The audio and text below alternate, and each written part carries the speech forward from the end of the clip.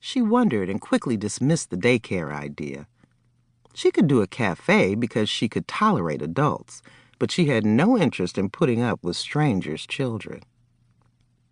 She grabbed her purse and keys and took one last look before she turned out the lights. Then she locked the door and headed to her truck. She drove a few blocks down to Rayshon's gym and hoped that he was there. He had just opened a new location, and she was glad that folks cared enough about their bodies to make him a successful business owner, since no one cared about reading books with real pages anymore. When her business declined, her husband's business was on an incline. In 4 years, his business had skyrocketed, while hers sank deeper and deeper into the ground. Leila congratulated Rayshon, but deep down, she didn't like that she was going nowhere, and he was pulling business in like a magnet. There had been days when she didn't even have to open because she'd get only 1 or 2 customers, and the first question they would ask after confirming the book was in stock was, "Is it available on Kindle?" Kindle had become a name that Leila despised, and she had wanted to punch Rayshon in the throat when he had given her one. No more featured authors, no more visits with the famous authors that had a line around the corner, and no more book release parties. God, I'm going to miss my store, she said to herself as she parked in the employees' parking area.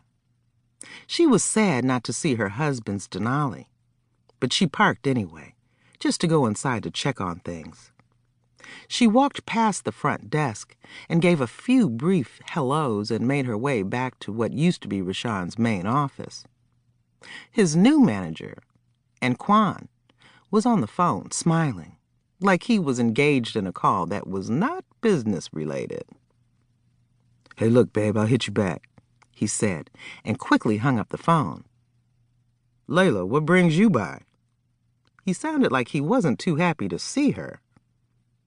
"Do I need a reason?" she asked, and put her purse on the desk. "No, I was just wondering.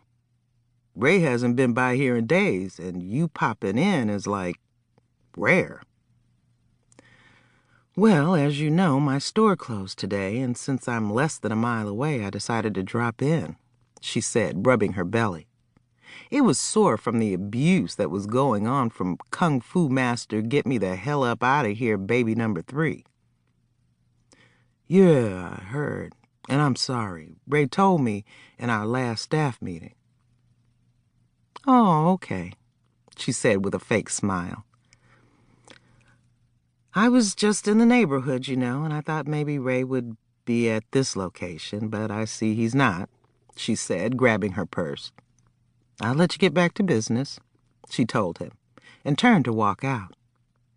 And Anquan didn't stop her. She knew he was anxious to call back whomever he was talking to earlier. Leila got into her truck and called Ray again. Voicemail answered once more. She hung up without leaving a message and called Devon. He answered on the second ring. "Hey, Lay." "Hey, Devon, it's me, Lay," she said. "I know. I just answered and said, 'Hey, Lay.'" He laughed lightly. "What's up?" I know this is last minute, but since this is your weekend with DJ, do you think you can keep RJ tonight, too? I had a tough day with the store closing, and I need a mommy break." "Sure, that's not a problem. But you know how Ray gets when RJ stays with me overnight." "I know, Devon, but Ray keeps these long hours now.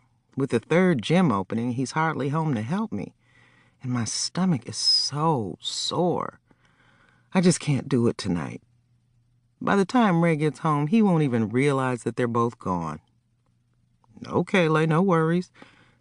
And I'm sorry about the store, sweetheart. I know how much that place meant to you. And so what if Ray is opening his 3rd gym? He should be at home helping you. I know this pregnancy is hard for you, and I wish I could be there to help you." "Come on, Devon, don't, okay? Ray is a good man and a good husband and a great dad.